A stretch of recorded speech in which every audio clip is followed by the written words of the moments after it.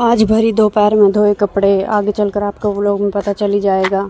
जो हम सोचते हैं वो हमें सब कुछ मिल सकता है, बस भगवान पर भरोसा रखे और नीयत साफ रखे। राम राम जी सारों ने, कैसे हैं आप सब? आई होप उम्मीद करते हो आप सब अपने घर में अच्छे होंगे। मैं भी अच्छी हूँ। सुबह उठ गई थी, लेके राम का नाम आप सब देख सकते हैं। फिर लग गई थी काम जरूरी है, काम हमारा कर्म है। और मैं तो कहती हूँ कि 5 o'clock के आसपास लेडीज़ को तो बिल्कुल उठ जाना ही चाहिए, क्योंकि भगवान जी उस टाइम काम बांटते हैं और काम मिल जाए तो चाहिए ही क्या। क्योंकि फैमिली के लिए ही तो औरत होती है, सब्र का मतलब प्रतीक होती है। और फिर बच्चे भी उठ गए थे, मैं नहा धोकर आ गई थी। किचन में ताज़ा पानी मैंने भर लिया था और फिर बेटे ने कर दी थी धूप बत्ती। बच्चों को लाड प्यार देने के बाद मैंने चाय बना दी थी और उनको बोल दिया था कि तुम पेड़ों में पानी डाल आओ। मैं चाय बना ही रही थी, बच्चे चले गए थे ऊपर, अपने अस्त्र शस्त्र उठा के वो सभी पेड़ों में पानी डाल आए थे, दोनों बहन भाई मिलकर अच्छी तरह। वो मैंने उन्हें बोला था कि जिसमें ज़्यादा है ज़्यादा डाल देना और जिसमें कम आए कम डाल देना, अच्छी तरह पौधों में पानी डाल आना। तब तक मैंने बना दिए थे आलू के पराठे। जो सब्जी बची हुई थी वो मैंने आटे में डाल दी थी, आप सब देख ही सकते हैं। एकदम अच्छे बने थे, नरम नरम बिल्कुल। और मैं ये रोटी से इसलिए सेक रही हूँ क्योंकि इससे एकदम अच्छी सिकती है और पूरी अच्छी तरह पक भी जाती है। और इसका जो भी तेल ऑब्जर्व कर लेती है ये एक्स्ट्रा तेल। तो फिर मैंने बच्चों को दे दिया था लंच बॉक्स। मेरा बेटा लेके जाता लंच बॉक्स में लस्सी, तो आप सब देख ही सकते हैं। और बच्चों की आ गई थी वैन, बच्चों की वैन आ गई थी। उनको टाटा बाय बाय बोलने के बाद मैं भी आ गई थी अंदर, उनको वैन में बिठा दिया था। वैन में बिठाने के बाद अंदर आने के बाद मैंने किया दूध गर्म, आप सब देख ही सकते हैं। दूध की फ्लेम कम कर दी थी मैंने, उबाल देने के बाद सारा दूध गर्म हो गया था। और मैं सुबह ग्रीन टी पीती हूँ अभी कुछ दिन से, क्योंकि मेरा थायराइड शायद ज़्यादा ही फ्लो बढ़ा हुआ है। तो फिर कोशिश कर रही हूँ, बाकी देखती हूँ, टेस्ट कराती हूँ क्या रहता है।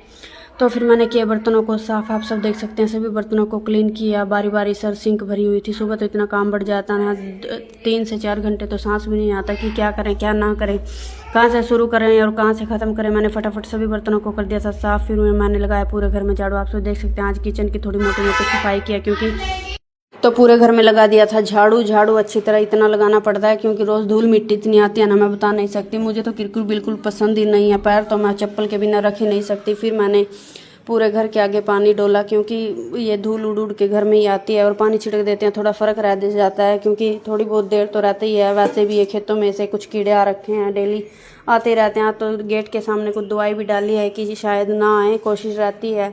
हम कर ही सकते हैं, बाकी तो भगवान ही करेंगे क्या होना है।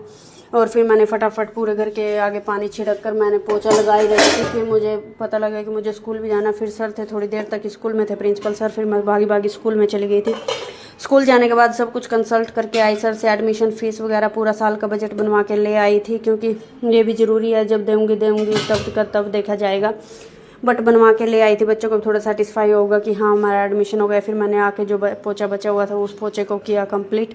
पूरा पोछा लगाने के बाद फिर मैंने दिया सभी गमलों में, नीचे वालों में, इंडोर प्लांट में पानी, सभी गमलों में बारी बारी सर पानी देने के बाद फिर मैं लगी रही थी काम पे। तो आ गए बच्चे, आप सब देख सकते हैं। खाना मैंने बना दिया था, खाना बना के मैंने रख दिया था। बच्चे देखो कितना भारी बैग है, और इनमें इतनी भी अकल नहीं है कि हम बैग टांग के ऐसे पैरों को हाथ ना लगाएं, तो वज़न बहुत कंधों पर आता है। लेकिन बच्चे, इनको अभी इतना पता भी नहीं है, पर मैं समझाती बहुत हूँ।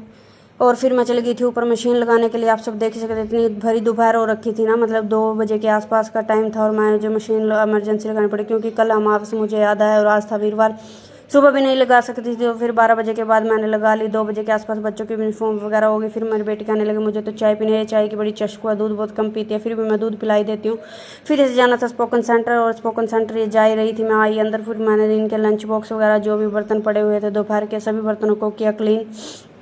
लंच बॉक्स वाइट होते हैं तो फिर मतलब अभी तक तो साफ़ हैं, कई साल पुराने हैं, बट अगर अच्छी तरह साफ़ करें तो ये साफ़ ही रहते हैं। नहीं तो अगर ढील दे दे तो ये पीलापन आ जाता है इनमें। अभी तो साफ़ हैं, आगे के आगे देखते हैं क्या रहता है। फिर मैं चली गई थी मेरी बेटी को स्पोकन सेंटर से लेने के लिए, मैं और काशवी और विशु, क्योंकि विशु को छोड़ के आना था ट्यूशन, काशवी को उतार दिया था ट्यूशन पर। और फिर मैं चली गई थी आगे सेंटर पर, और सेंटर से लेके उनको ट्यूशन पर छोड़ आई थी। और सीरत और मैं आ गए थे घर, आप सब देख सकते।